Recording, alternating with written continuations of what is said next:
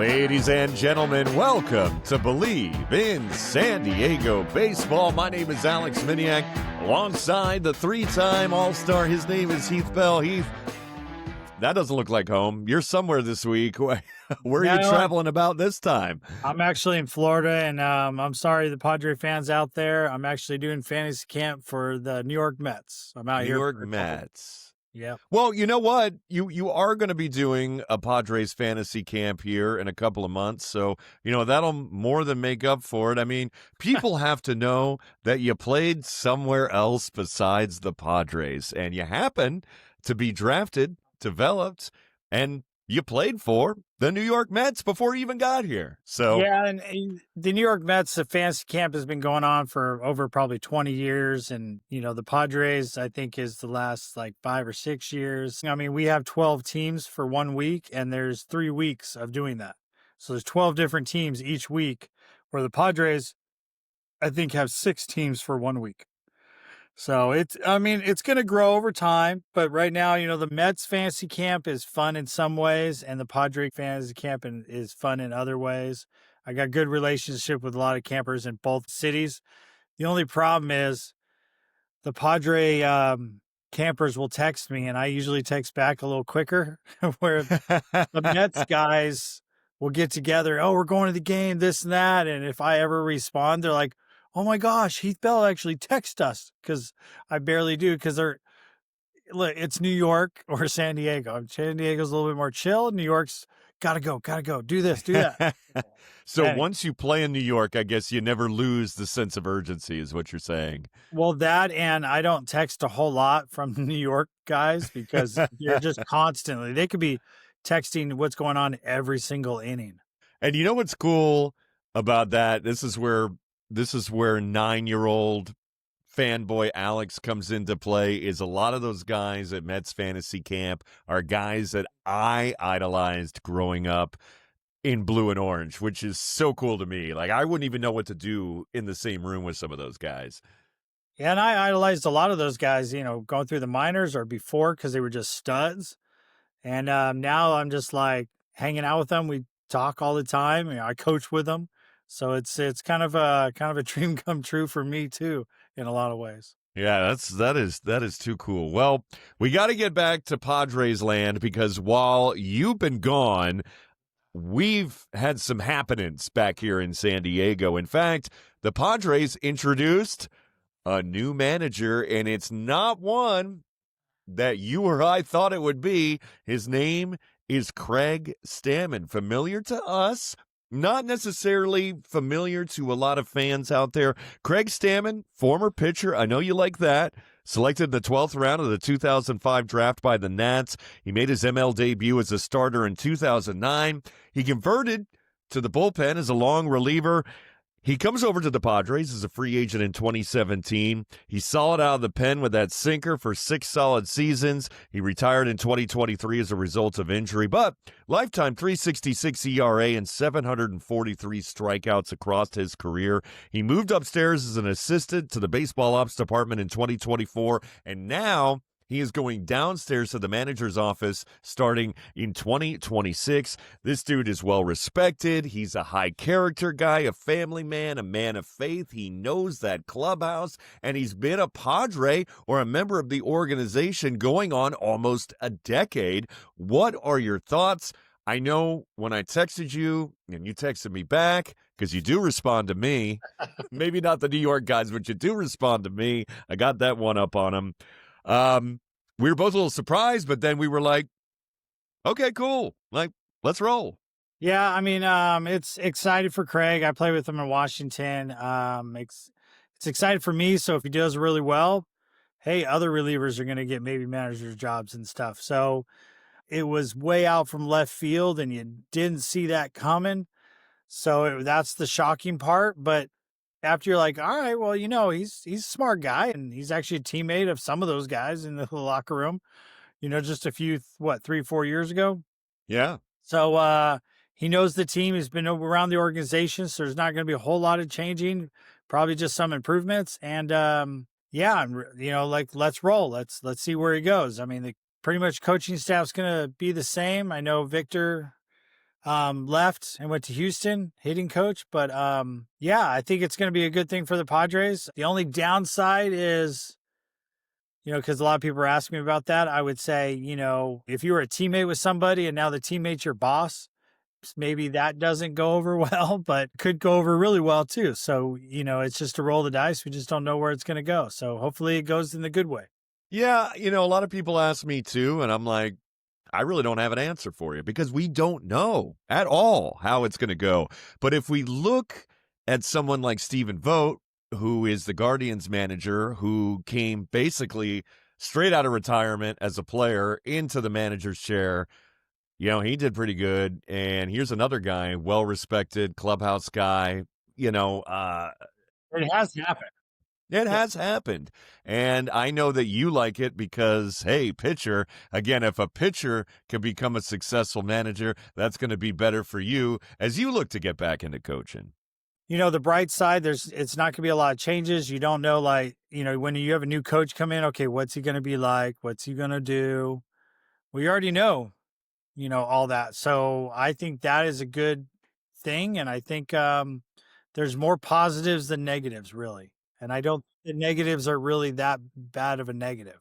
It's not. I mean, they're just going to go back to, well, he's never managed before at any That's the only level. negative, really. Yeah. So I mean, that's kind of what you come back to there. But again, this is a guy that knows the organization in and out. He brings consistency. He knows that clubhouse. He's a stand-up dude. He's gonna have Ruben still, and it sounds like they're going to expand Ruben Niebla's role and perhaps give him a new title. Those are just some of the rumblings that I've heard. So he's going to have support around him. And given the turnover in the manager's chair over the last decade, it seems like maybe some consistency is a good thing. Yeah, and like I said, I think there's more positive things than negative things. We just have to wait and see what happens, and we'll find out. I would say by the end of April, you'll kind of know the gist if there's any bad things. And I don't expect really anything bad to happen. I'm excited for him. I'm excited for the Padres. Yeah, and I know he'll have the support of the entire organization and the fan base as well. What's the worst that could happen, He gets thrown out in his first game. I would like that. That would be quite entertaining, and maybe a new record. I don't know, but that'd be a fun record to see. Other news and notes coming from the Padres: they extended qualifying offers to free agents Dylan Cease and Michael King. Now, given Yu Darvish's injury, that's also something we have not touched on yet. Yu Darvish out for 2026. If one of these guys says yes to a $22 million qualifying offer, then hey, that's one more rotation spot filled. It's unlikely that will happen. And if it doesn't happen, you get a couple draft picks out of it. So no harm, no foul, in my opinion. That's why they make the qualifying offer, just to get draft picks, because those guys are going to go. But, it's sad that Yu Darvish is hurt. Unfortunately, I kind of saw this coming the last 2 years, him not playing a whole season. There probably was a little bit more strain or whatnot. Don't know the whole situation, but it's kind of a blow a little bit, but it makes us go 26 season. We need another starter. We can't rely on Yu Darvish. Right. So we're going to go get someone. Yeah. And, and I was of the belief that even though Yu Darvish is age 39, going to be age 40 next year. If he comes back the following season, he's going to be 41. I tend to, the dude's in great shape. I tend to believe that his pitching repertoire could have kept him going a little longer or into the early part of his 40s if he had stayed healthy. Do you agree? I agree, but I also think the way he is and the way he works, this kind of might be a good thing for him. So like in 27, when he comes back, he might be the old Yu Darvish with a little bit more in the tank because he hasn't pitched the whole year and he's been rehabbing. And so maybe this will clean everything up and, he'll get a little break and come back with a vengeance. So it might be a good thing. I believe he had some lower back issues too with all the work. So but, again, you're not going to pitch for a good year, and pitching does a toll on your back. So therefore, if he stays in shape and just, rehabs, his back's going to get some rest. So like I said, it might be a good thing. I mean, I don't think it's going to be oh, he could pitch 5 more years, but I think he'll have, 2, maybe 3 years left in him to be pretty good. Kind of a Max Scherzer kind of thing, huh? Exactly. Yeah. I'd be okay with that. I'd totally be okay with that. Padres also picked up a 1-year, $6.5 million team option on Ramon Laureano. That's a great deal considering the way he played last year, and it's going to be nice not to have to worry about left field this year. Well, that was all the worry last year was who's going to do it? Who's going to do it? I don't know. And the year before that, and we got a good year out of Profar. So, it's nice. It's a nice thing to have. Well, more positivity coming our way. We have Padres award winners. We have a Silver Slugger, and we got a glove, and it's the one better than the Gold Glove, baby. It's the Platinum Glove. Manny Machado, Silver Slugger. It's his second in a row. Second as a Padre. Third overall in his career. He is the first Padres player since Tony Gwynn to win at least 3 Silver Sluggers. Gwynn has 7, so he has some catching up to do there. But Gwynn, obviously, the greatest hitter of all time there. So 275 batting average for Manny this season, along with 27 home runs, 95 RBIs, and 60 extra base hits. So well-deserved on the hot corner for Manny. I think it just shows that how good the Padres are, because it's not always about their offense. Their defense, I think people forget about. They're getting rewarded for all the hard work they do with their glove. Yeah, I mean, and this is going to bring me right to it. I mean, when Fernando was coming up through the system, all the hype was about his bat. And here he wins his second Platinum Glove. And if you don't know what the Platinum Glove is versus the Gold Glove, the Platinum Glove recognizes the best defensive player in the league, regardless of position. This is his second Platinum Glove. He is the first Padre to win multiple times. And between those home run robberies and those sliding grabs out there and right, another well-deserved Platinum Glove. Yeah, congratulations. One other note, too, and this happened while you've been away. Peter Seidler Way. The city of San Diego renamed a block of Imperial Avenue by Petco Park as Peter Seidler Way. So it will now intersect Trevor Hoffman Way at Park Boulevard again. Well-deserved and super awesome. Yeah, that's awesome to see the city came together. And it just shows you how good the Seidler family is doing for the Padres and the city of San Diego. Yeah, when I walk in from the parking lot every day, I will always be walking down Peter Seidler Way, and that's pretty cool. I think it's a good honor for their brother and everybody in the Seidler family to keep his name, familiar with everybody. Yeah, no, it's right there up on the pole with Trevor Hoffman forever. So very cool. Well, coming back here on Bleav in San Diego Baseball, by the way, if you have not subscribed, do so. Apple Podcasts, Spotify, iHeart, we are there. And tell your friends, again, Bleav in San Diego Baseball. The season may have ended, but we're still going, and we're going all the way to spring training and beyond. So make sure you follow us now, get in on it early, and we will keep you up to date throughout the entire offseason. We'll be back in just a couple minutes here on Bleav in San Diego Baseball. Welcome back to Bleav in San Diego Baseball, the podcast. At least this week it might be Bleav in New York Baseball for Heath. He's at fantasy camp. That's fine. We'll let him off the hook because he's having fun out there with his prior organization. I'm just getting ready for Padre camp in January. That's I see. It's like pre-gaming. This is like new spring training for a little pre-gaming for the real fantasy camp. That's right. You know what? I grew up in Florida. I loved Florida spring training growing up. I went to a bunch of the different parks, St. Lucie included, but I really, really, really, really, really like Arizona. Once I moved out here and I started going to all the Phoenix area camps and facilities, that to me, that's a must-see every year now. So I love it. Well, I think out there, it's just the longest trip is an hour away from each club, where here, the shortest distance is an hour away. So yeah, you can go see a day game and a night game, and in the morning, you can go see another team. So you can see 3 teams in one day, and it's perfectly fine. In Florida, it's about the whole experience for that day. Yeah. I did a vacation once back in, I want to say it was 2008. And I planned a trip where it was 5 days, 5 parks, 10 different teams. I didn't want to see the same team twice, and I didn't want to be at the same park twice, and I did manage to pull that off.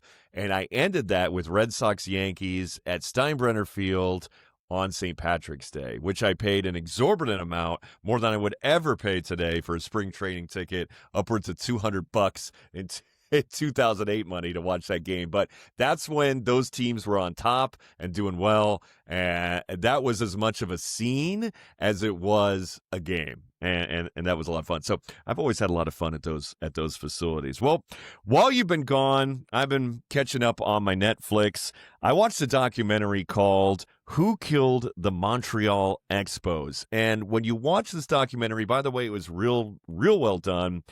And it's got a lot of French, so you have to keep up with the subtitles too. But it's not so much about who killed the Montreal Expos. It's more about what combination of what, because throughout that franchise's history, it dealt with the widening gap between the U.S. and Canadian dollar. You had the growing players' salaries. You had the 94 strike.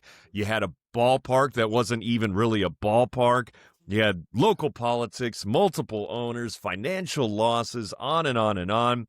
But this is important because the Expos came into Major League Baseball with the Padres in 1969, but they had such a long baseball history before that, with the Montreal Royals being a Dodgers affiliate, and Don Drysdale and Roberto Clemente and Duke Snider and Roy Campanella, Jackie Robinson, all of them coming through there. They all played at one time in Montreal. And you think about the Hall of Famers in the Montreal uniform: Gary Carter, Andre Dawson, Rock Raines, Pedro, Vladimir Guerrero Sr. You think about the history of the Alou family, and it's just really a shame. And it's kind of sad in a way. You know the story, but when you start watching the film, and by the way, soup to nuts, start to finish, this thing touches on every detail. It's really kind of sad. And I love those Montreal caps too, the pinwheel cap. I have one, when I worked with the Fisher Cats, we did one in the style of, for one season, in the style of that cap, and it's one of my favorite caps. I actually wore that cap to my Padres audition, my first audition with the team, because I loved it that much. But you and I grew up watching National League Baseball and the Expos, and man, they just had some great teams. They were so fun. Youppi! That was one of the best mascots. Yeah, I mean, Montreal was a great city to play in. I was very fortunate to play in the last 2 years that they had it. And there wasn't many fans at all. And it's really sad because if you look up the Hall of Fame, like you said, they kind of like, well, they're the Washington Nationals now. And people just don't get it. Like my kids wouldn't get it. Your kids wouldn't get it. Most young people just like, huh? So it's kind of a sad situation that, about Montreal. And, I don't know. I'm going to try to watch that movie, but if it's got a bunch of subtitles, I'm going to try to muscle through it, but it's probably not my kind of movie. I broke it into a couple parts, and plus it was late, and I just was falling asleep. I wasn't going to tell you is I'm not going to pre-watch it all the way through one day. It might take a couple days. And it's also a lot of information, and some of it is celebratory, obviously. But again, you know the ending, and you know how it's going to turn out, and you know where this thing is going, and that's really the sad part. But yeah, I remember those uniforms and the Montreal M. Gary Carter was one of my favorite players. Gary obviously had a storied career as an Expo before ever becoming a New York Met, and I Bleav he went in the Hall of Fame as an Expo. So it is really sad, and if you don't know anything about the Montreal Expos, or you want to learn something about the Montreal Expos, or just relive something from the era in Montreal, it's definitely a good watch. Again, it's Who Killed the Montreal Expos, and it's on Netflix. And again, if you want to break it into a few parts, you can, Heath. I did. It's fine. Well, bring up Gary Carter. Gary Carter was one of my coaches here when I was a Met. That's so cool. I have a Gary Carter autographed photo. When I worked in radio, it used to sit behind my desk on the shelf in my office, and people would be like, what's this random Gary Carter photo back here?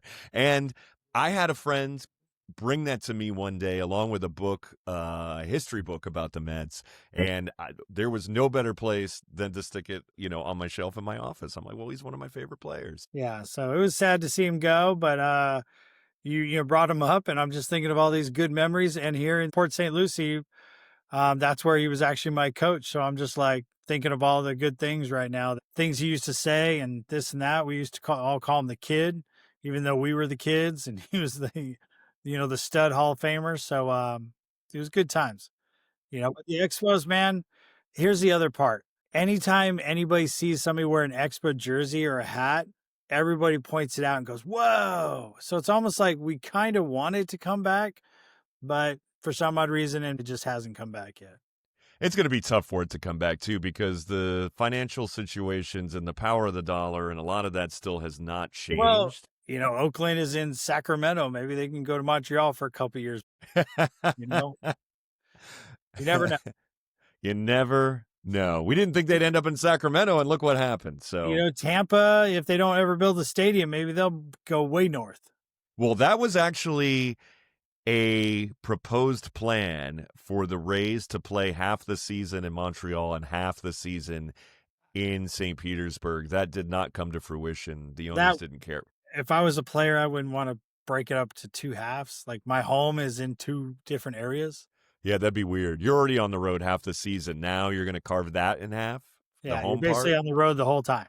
Yeah, well, obviously that is not going to happen. But again, Who Killed the Montreal Expos on Netflix? Check it out. And while you're checking it out, Heath, we're going to come back next week with a whole new Bleav in San Diego baseball. And you're still going to be there at Mets Fantasy Camp. Maybe we'll drag someone in. Maybe we'll get one of the celebrity campers or coaches to come on in and join us on the show. I know it doesn't have anything to do with San Diego, but who cares? Fanboy Alex is going to come alive and want to talk to one of his heroes from his 9-year-old, 10-year-old youth. Yeah, it'll definitely happen. We'll make it happen. All right, for the 3-time All-Star coming to you live from Florida, my name is Alex Miniak, and we will catch you next time on Bleav in San Diego Baseball.